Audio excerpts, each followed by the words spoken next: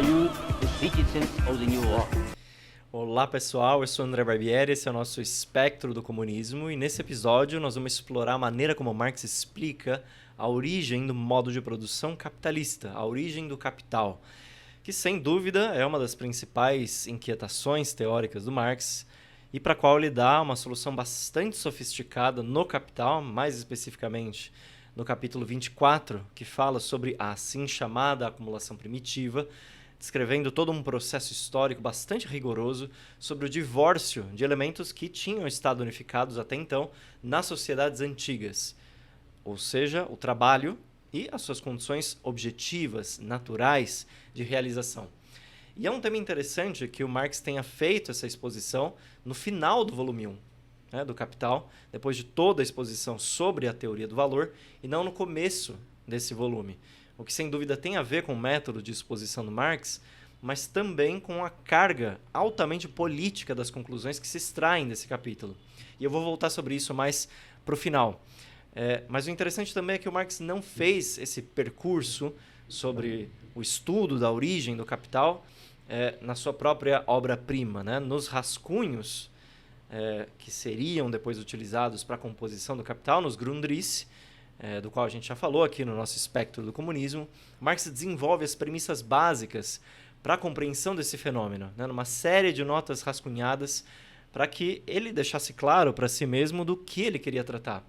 Né? Talvez eu pudesse desmembrar aqui em 3 pontos o percurso que o Marx toma nos Grundrisse para entender o processo que deu origem ao capital e ao moderno processo de produção capitalista.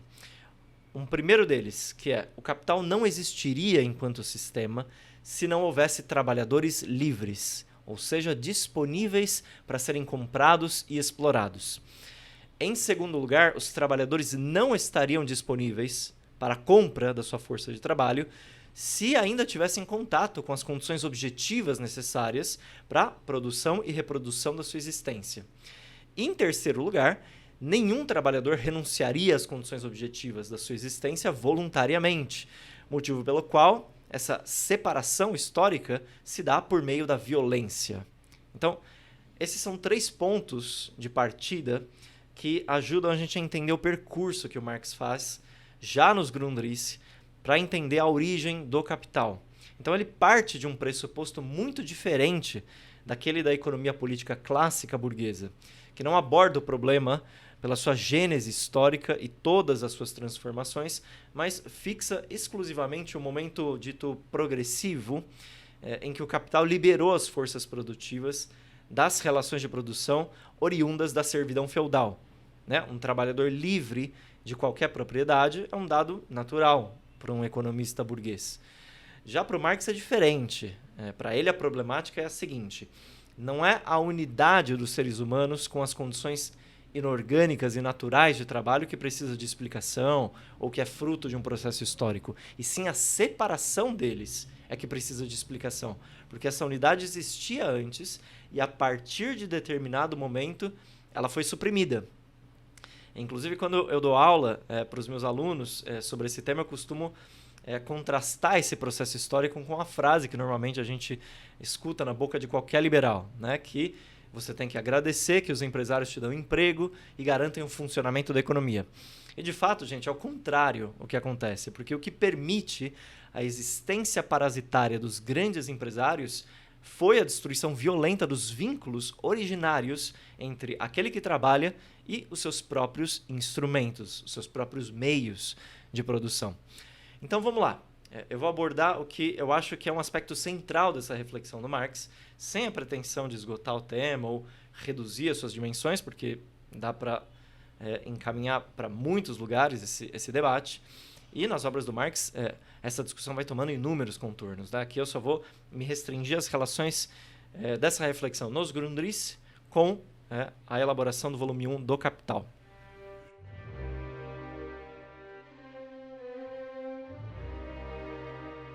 Então, gente, nos Grundrisse, o Marx trata o problema da separação do trabalho livre daquelas suas condições objetivas de realização, da terra, do meio de trabalho, do material de trabalho, mas especialmente a desvinculação do trabalhador com a terra como seu laboratório natural.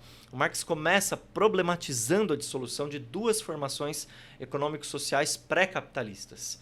Seriam a pequena propriedade livre das terras e a propriedade comunitária baseada na comunidade oriental. Nessas duas formas, o trabalhador se relacionava com as condições objetivas do seu trabalho como propriedade sua, ou seja, existia aí uma unidade entre o trabalho vivo com os seus pressupostos objetivos. Isso significa o quê? Significa que cada indivíduo se relacionava consigo mesmo como proprietário, como senhor das condições da sua realidade. O que o Marx está frisando aqui é a enorme diferença com a maneira como o trabalhador se relaciona consigo mesmo na era do capital, como um não proprietário que se defronta com suas condições objetivas de trabalho como potências autônomas, como potências hostis a ele. Então, gente, quais eram as características históricas daquela unidade entre o trabalho e as suas condições naturais ou materiais objetivas? Naquelas duas formas que eu falei, a pequena propriedade livre das terras e a propriedade comunitária baseada na comunidade oriental, a finalidade do trabalho não é a criação de valor, né? Valor como trabalho objetivado na forma de mercadoria para a troca, né? A finalidade nessas sociedades era a preservação do proprietário singular, né, do trabalhador e da sua própria família, ou de toda a comunidade, quando esse intercâmbio se dava entre povos ou tribos diferentes. Então, essas formas de socialização, elas estavam representadas por clãs, coletividades originárias que se fixavam em determinado solo, muitas vezes temporariamente, ou inclusive por aquelas comunidades que migravam permanentemente, apesar de se fixarem temporariamente num lugar. Então, a apropriação do solo pela coletividade tribal é para o Marx o primeiro pressuposto da apropriação das suas próprias condições de trabalho. Isso é assim porque a terra é o grande laboratório, é esse arsenal que fortalece tanto o meio de trabalho quanto o material de trabalho para a comunidade e para os seus membros particulares. Pessoal, isso é muito importante para os debates atuais sobre a crise climática e a destruição que o próprio capitalismo opera sobre o meio ambiente. É um tema que vários autores, como John Bellamy Foster ou Kohei Saito, discorrem, e eles vão resgatando aí as brilhantes elaborações do Marx para mostrar como ele era um defensor do socialismo como luta ecológica contra o capital.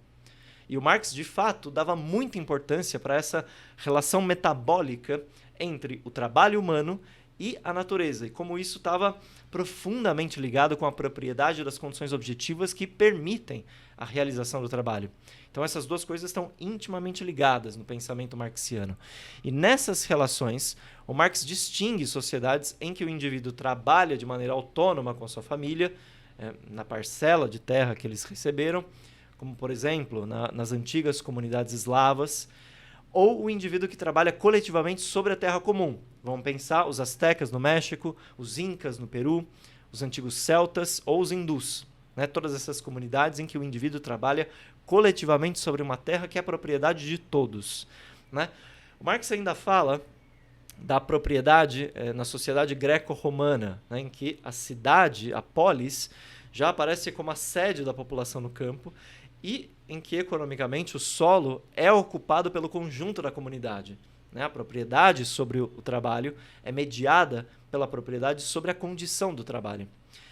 E o Marx fala também da sociedade germânica, né? Que não se concentra na cidade, ela se fixa no campo, né? Ela é a base do que viria a ser o feudalismo, e dentro da qual ser um membro da comunidade era o pressuposto para a apropriação da terra. Né? Cada indivíduo particular é proprietário das condições de trabalho na medida em que ele é parte da comunidade. Então são proprietários particulares de terra, existe pedaços de terra em que cada um se responsabiliza pelo cultivo, mas cada família só é proprietária desse pedaço de terra na medida em que ela é parte da tribo. E isso, como eu estava dizendo, é o que vai dar origem depois ao sistema feudal. Aime parler de la liberté, mais cette liberté est que pour eux, pas pour vous. Vous le sentez dans votre chair chaque jour. E o que é importante em tudo isso, pessoal? É sublinhar que nessas formações pré-capitalistas existia uma unidade entre o ser humano vivo e ativo com as condições naturais inorgânicas do seu metabolismo com a natureza. Ou seja, o Marx dava muita importância para essa relação íntima entre o ser humano e a natureza, que é considerada como uma condição que pressupunha a sua própria existência. Para dizer de um outro modo, o Marx toma esses exemplos históricos para entender a natureza como pressuposto natural da existência, quase que como um prolongamento do corpo humano. E pelo lado do trabalho, que essa relação íntima dos seres humanos com a natureza permitia que o trabalhador fosse um possuidor dos meios de produção, o possuidor do seu próprio trabalho. Né? Aqui a gente até pode fazer uma relação com o John Bellamy Foster, de novo, porque ele reconhece que desde o início das elaborações econômicas do Marx, a gente encontra no pensamento dele essa preocupação com o problema ecológico e o vínculo do tema da terra com o trabalho. E depois o Kohei Saito vai definir bem, né, quando ele diz que o socialismo revolucionário do Marx inclui a dimensão de uma luta ecológica contra o capitalismo, contra aquelas ideias que dizem que o Marx nunca pensou o problema da ecologia, pelo contrário, estava muito ligado o problema ecológico com o problema do trabalho nas elaborações econômicas e filosóficas que o Marx faz. Agora vejamos do ponto de vista do processo histórico em si, que acabou com a figura do trabalhador proprietário. Pensando a comunidade asiática, eslava, antiga, a comunidade germânica também, qual era a definição que o Marx dava aí sobre a propriedade? Ele dizia que a propriedade era o comportamento do ser humano em relação às suas condições naturais de produção como pertencentes a ele, como suas, como condições pressupostas da sua própria existência. E como essa posse da terra estava ligada ao pertencimento a uma comunidade ou a uma tribo, a propriedade pressupunha a existência determinada do indivíduo como membro do sistema tribal. Nós estamos tratando aqui dos primórdios do trabalho coletivo e cooperativo e, às vezes, do tratamento ou do cultivo da terra ou mesmo da organização da sua defesa, mas tudo como a origem do trabalho coletivo, que depois o Marx vai retomar para pensar as sociedades industriais modernas, o que seria a libertação do trabalho cooperativo do ser humano e a capacidade potencial que ele teria caso a gente abolisse as condições privadas da propriedade capitalista. Bom, o que interessa a gente aqui é que essa virada que a forma capitalista impõe às relações de propriedade, claro que gera uma mudança enorme em relação ao que eram as comunidades antigas.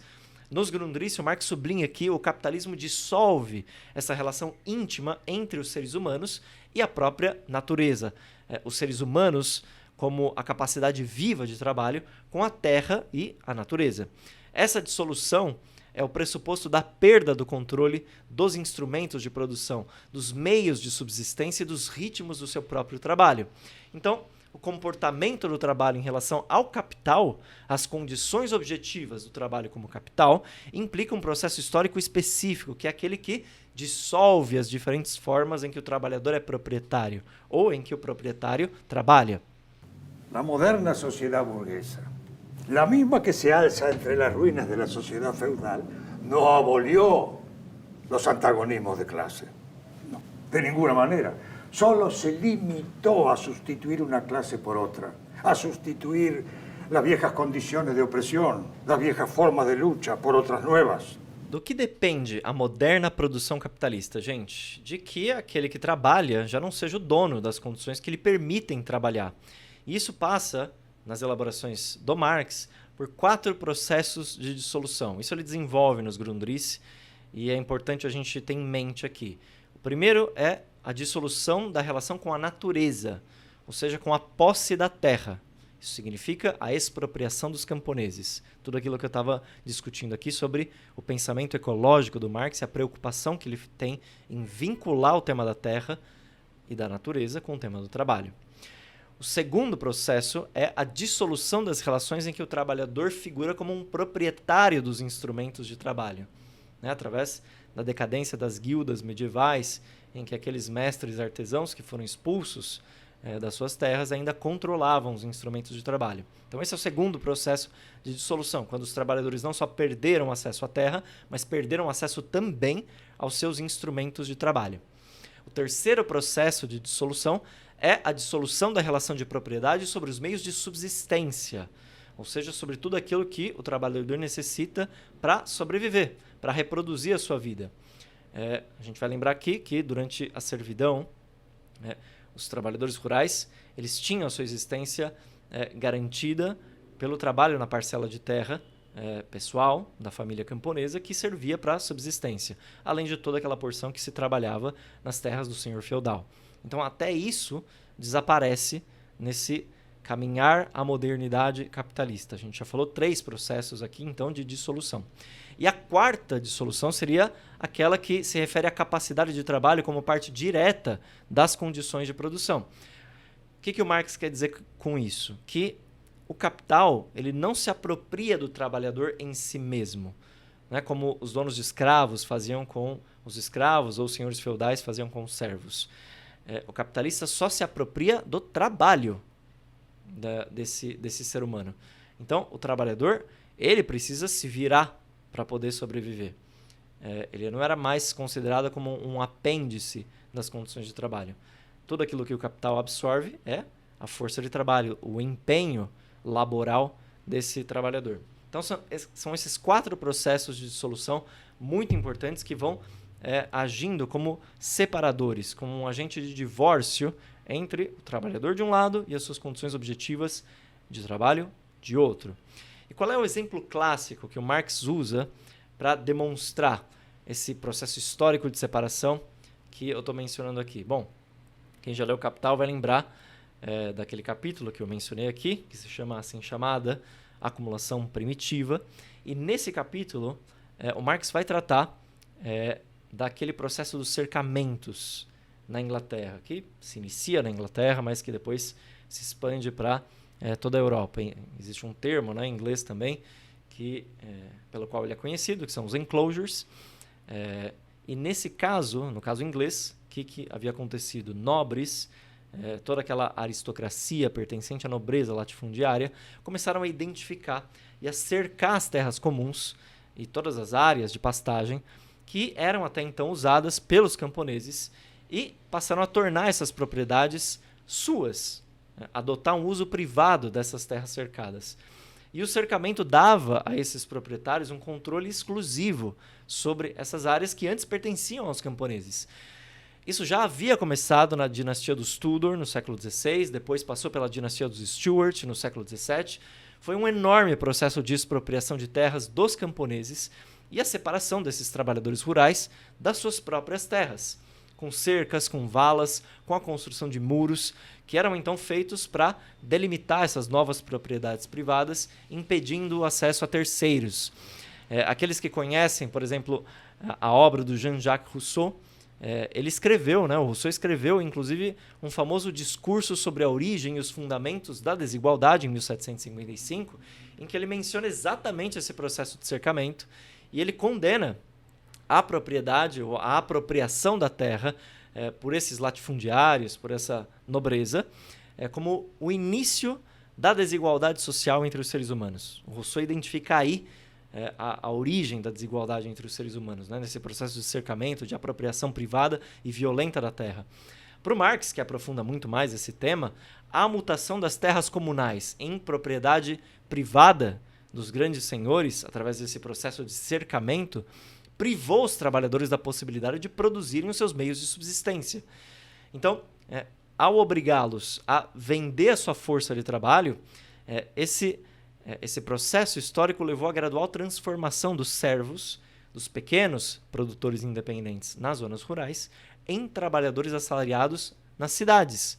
Então, a relação de produção predominante passou a ser aí o capitalismo, porque esses camponeses que já não poderiam mais produzir a sua existência no campo, já não tinham mais nenhuma relação com a terra, foram expulsos violentamente da terra, migravam, eram obrigados a ir até as cidades, aceitar quaisquer condições de trabalho para poder sobreviver.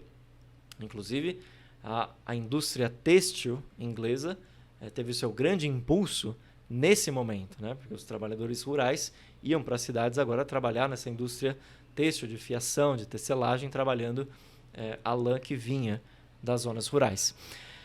Tão importante quanto isso, esse processo de cercamentos em países europeus, como é o caso da Inglaterra, foi a colonização de inúmeros continentes, a colonização da Ásia, da África e das Américas por parte das potências coloniais europeias.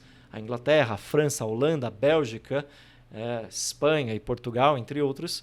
Então, esse também foi para o Marx um enorme processo de expropriação de terras, de expropriação de riquezas, transformando as comunidades nativas em trabalhadores forçados, separados violentamente das suas condições objetivas de existência, até a gente chegar na própria escravidão moderna, com a captura e o envio de negros africanos escravizados para as colônias americanas, por exemplo, que é algo que estruturou e estrutura até hoje a relação de opressão do negro na sociedade e na estrutura do trabalho capitalista moderno no Brasil.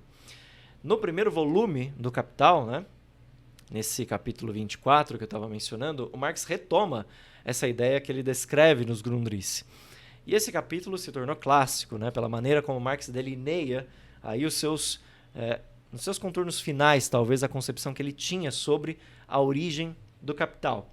E aqui eu até separei um trecho para a gente entender a maneira como se deu esse processo dos cercamentos na Europa, porque o Marx ele trata desse tema aqui com bastante detalhe. Ele diz o seguinte, numa das passagens: a Revolução Gloriosa conduziu ao poder, com Guilherme III de Orange, os extratores de mais valor, tanto proprietários fundiários quanto capitalistas. Estes inauguraram a nova era, praticando em escala colossal o roubo de domínios estatais, que até então era realizado apenas em proporções modestas. Tais terras foram presenteadas, vendidas a preços irrisórios ou, por meio de usurpação direta, anexadas a domínios privados. A propriedade comunal, absolutamente distinta da propriedade estatal anteriormente considerada, era uma antiga instituição germânica que subsistiu sob o manto do feudalismo. Vimos como a violenta usurpação dessa propriedade comunal, em geral acompanhada da transformação das terras de lavoura em pastagens, tem início no final do século XV e prossegue durante o século XVI.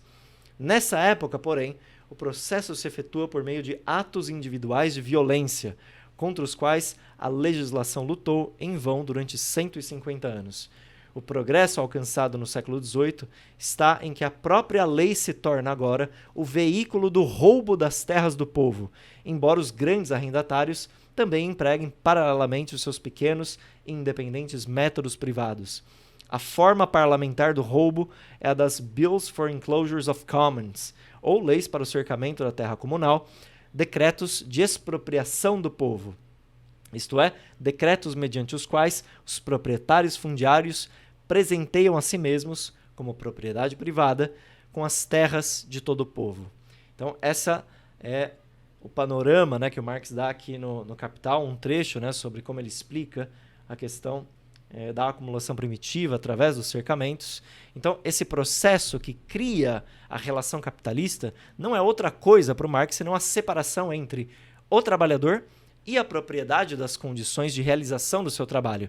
A assim chamada acumulação primitiva, tal como ele trata aqui no Capital, é aquele processo histórico de separação entre o trabalhador, o produtor e o meio de produção.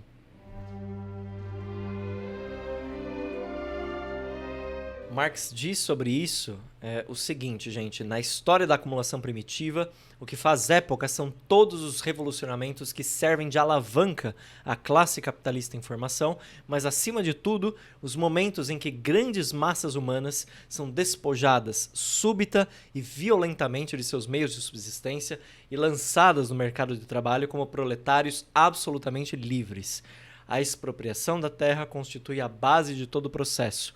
E a história dessa expropriação está gravada nos anais da humanidade com traços de sangue e fogo. Aqui, ó. Eu fecho aspas ao Marx, para a gente poder ver também como ele trata esse processo histórico de maneira bastante carnal, né? E qual é o resultado que o Marx quer sublinhar aqui? Esse processo de separação entre os trabalhadores e as condições objetivas de trabalho é promovida pela violência, é feita mediante o uso da força, a sangue e fogo, por parte do capitalismo nascente. Essa é a origem da propriedade privada capitalista e do próprio trabalho assalariado, uma origem violenta, né? No Capital, como eu estava retomando aqui, quando ele vai tratar dessa acumulação primitiva, o Marx diz que o movimento histórico que transforma os produtores em trabalhadores assalariados aparece, por um lado, como uma libertação desses trabalhadores da servidão, da coerção daquelas corporações de ofício medievais, E muitas vezes esse é o único aspecto que existe para os historiadores burgueses, que falam só dessa libertação do trabalho servil. Só que esses historiadores ou economistas burgueses omitem o tempo todo que esses recém-libertos se convertem em vendedores de si mesmos, né, em mercadorias específicas. Algo que só é possível depois que eles foram roubados de todos os seus meios de produção, de todas as garantias de existência que as velhas instituições ofereciam a eles. Então, aquele camponês que perdeu as suas terras, aquele membro da comunidade que foi escravizado, que foi depois exportado para as colônias europeias, mudava completamente o seu status econômico. Para essa massa de indivíduos, todas as condições objetivas de produção se apresentam como propriedade alheia, como propriedade de um outro, como sua não propriedade, né? A sua única propriedade passa a ser a capacidade de trabalho, né? A sua força de trabalho. A possibilidade que ele tem de sobreviver como o escravo de um senhor, né? A escravidão nas colônias, ou pela troca da sua força de trabalho por um salário, que é o que a gente vê hoje, né? Então, ali, a meados do século XIX, as potências como a Inglaterra passaram a advogar a abolição da escravidão, a abolição formal, né, da escravidão. Foi o caso aqui do Brasil. Nós sabemos que isso não se deu na realidade em muitos países, como o nosso próprio país, em que os negros escravizados continuaram sendo explorados justamente com o advento da propriedade privada capitalista. Então não tinha nada a ver com nenhum tipo de defesa dos direitos humanos, né? Aquilo que os ingleses defendiam aqui no Brasil estava fundamentalmente ligado com o seu próprio interesse econômico, o interesse econômico de poder lucrar com a venda da sua produção para países que já tinham trabalho assalariado dentro do seu território. Então surge aí a categoria do trabalhador livre. Mas o que são esses trabalhadores livres no capitalismo? O Marx também diz aqui no Capital que esse processo de dissolução que transforma a massa de indivíduos de uma nação em trabalhadores assalariados livres gera indivíduos que estão coagidos à venda da sua força de trabalho somente por sua falta de propriedade. Então, trabalhador livre aqui significa que ele está livre dos seus próprios meios de produção e de trabalho. Não é uma coisa positiva. Ele está livre para ser explorado pelo capital. Está livre daquelas velhas relações que o mantinham unidos com os seus instrumentos de trabalho. Essa é uma definição que o Marx também dá nos Grundrisse, quando ele diz o seguinte: o mesmo processo que separou uma multidão de indivíduos de suas relações afirmativas anteriores com as condições objetivas do trabalho foi aquele processo que liberou essas condições objetivas de trabalho, o território, a matéria-prima, os meios de subsistência, os instrumentos de trabalho, da vinculação anterior com os indivíduos, agora delas dissociados.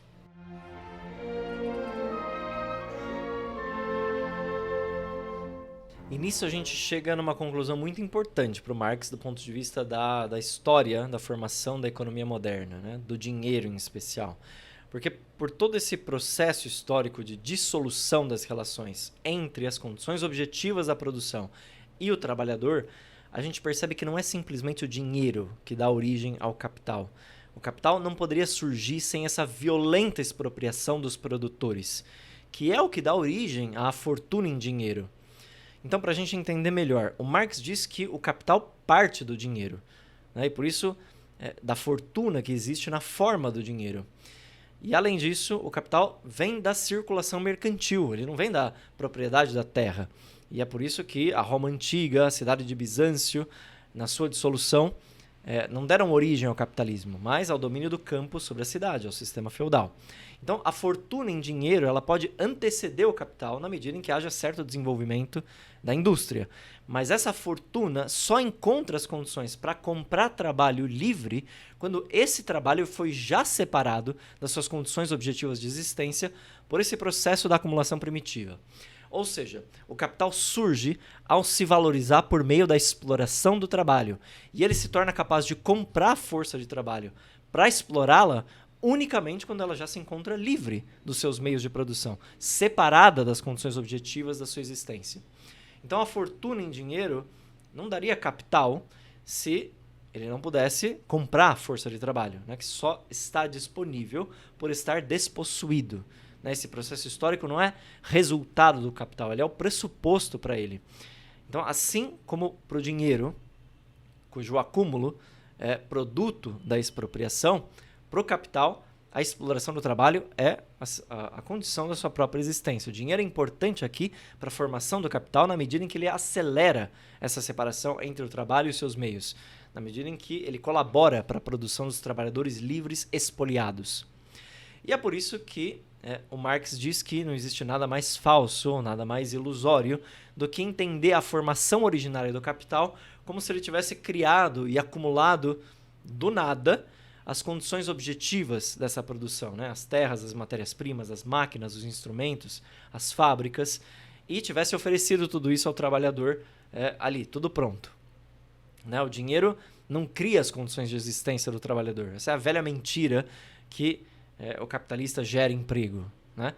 Mas ele acelera o despojamento da força de trabalho. Essa é a tarefa do dinheiro.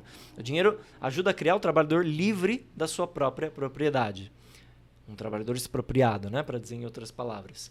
E a resultante é que a essência do capital, essa apropriação do trabalho alheio sem troca, é o produto dessa separação violenta entre trabalho e propriedade. Diz o Marx aqui, para a gente entender o conceito, o seguinte: tendo constatado que a transformação do dinheiro em capital pressupõe um processo histórico que separou as condições objetivas do trabalho, que as autonomizou em relação ao trabalhador, o efeito do capital assim originado e de seu processo é o de submeter a si toda a produção, desenvolver e efetivar em todos os lugares o divórcio entre o trabalho e a propriedade, entre o trabalho e as condições objetivas do trabalho. Fecho aspas. Eu acho que essa é uma boa síntese para a gente entender essa origem do capital e como essa reprodução significa a reprodução ampliada da despossessão dos trabalhadores, que originalmente estavam ligados aos seus meios de produção.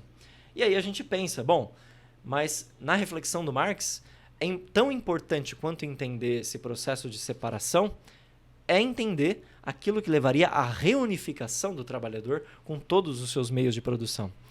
E é por isso que eu gosto sempre de afirmar que o Marx não faz um estudo meramente anatômico do capital, né? Meramente econômico, inclusive na sua obra-prima, né? Quando eu falei dos Grundrisse no capítulo 37, eu mencionei que o Marx dizia explicitamente que reconhecer os produtos como seus próprios produtos, julgar a separação das condições de sua efetivação como algo impróprio e imposto pela força, isso seria uma consciência formidável de um trabalhador, né? Produto da própria produção capitalista e significaria o dobre de finados desse modo de produção. O Marx está pensando aqui que quando o trabalhador chega à conclusão de que ele merece ter de volta tudo aquilo que ele produz, isso é o fim da produção capitalista. Isso significa que ele pode se organizar de maneira independente para derrubar o capital. Bom, gente, essa é uma posição muito política, uma posição política anticapitalista e revolucionária do Marx. E nesse debate sobre as formações pré-capitalistas nos Grundrisse, o Marx também discute a necessidade da expropriação dos expropriadores. Né? Ele diz o seguinte nos Grundrisse, ele diz: para que o trabalho volte a se comportar em relação às suas condições objetivas como sua propriedade, outro sistema tem de substituir o sistema da troca privada, o sistema do capital, que, como vimos, põe a troca de trabalho por capacidade viva de trabalho. Né? Fecho aspas aqui ao que Marx diz nos Grundrisse. Então, Marx insiste nos seus estudos, em todos eles, não só nas obras histórico-políticas, mas também nessas obras econômicas, nos seus rascunhos, toda essa preocupação de que a economia política deveria conduzir a um combate real, militante, para a destruição do capitalismo. Economia e política para Marx andavam lado a lado, né, nesse pensamento revolucionário que é o que a gente quer retomar aqui. Bom, gente, então eu estou tentando aqui fazer uma síntese para vocês sobre como Marx, nessas obras, passando dos Grundrisse para a elaboração final do Capital, em 1867, ele chega a essas conclusões, primeiro sobre o processo histórico de despossessão, de expropriação das terras dos camponeses que são jogados nas cidades como trabalhadores assalariados e com isso dão origem ao capital, e também a maneira como os trabalhadores podem recuperar para si essa propriedade. Tudo aquilo que depois a gente vai desenvolver na concepção do comunismo para o Marx, em que a propriedade é expropriada do capital. Ela deixa de ser a propriedade do capitalista e passa a ser a propriedade global dos seres humanos, em que os seres humanos passam a se organizar como produtores livremente associados, que têm a sua força de trabalho disponível para poder cooperar, para desenvolver o trabalho cooperativo, de colaboração uns com os outros e desenvolver assim as forças produtivas em patamares muito superiores ao que o capital jamais vai poder alcançar. Bom, eu vou ficar aqui nesse episódio para a gente desenvolver esses aspectos originários do capital na reflexão do Marx e seguir nos próximos episódios desenvolvendo como isso chega até a concepção do comunismo. Por exemplo, em obras como a Crítica ao Programa de Gotha, que o Marx desenvolve em 1875 em diálogo com os socialistas alemães, é um momento em que a reflexão sobre o comunismo no Marx vai se desenvolver bastante. A gente vai tratar isso de maneira particular aqui no nosso espectro. Espero que vocês tenham gostado do episódio, tenha ficado claro esse debate sobre a origem do capital e espero vocês até o nosso próximo programa, pessoal. Valeu!